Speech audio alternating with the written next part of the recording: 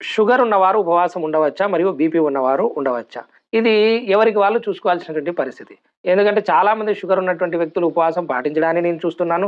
చాలామంది షుగర్ ఉన్నటువంటి వ్యక్తులు ఉపవాసం పాటించలేకపోవడాన్ని కూడా నేను చూస్తున్నాను. కాబట్టి వాళ్ళు నిర్ణయించుకోవాలి.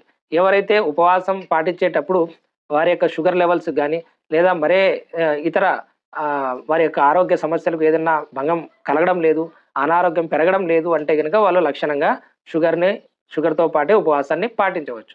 లేదా బీపీ ఉన్న వాళ్ళు గూడా బీపీ ఉండడం వల్ల, షుగర్ పాటించడం వల్ల వాళ్ళకు బీపీ రైజ్ కావడం లేదు, అనారోగ్య సమస్య తలెత్తడం లేదు అంటే గిన పాటించవచ్చు.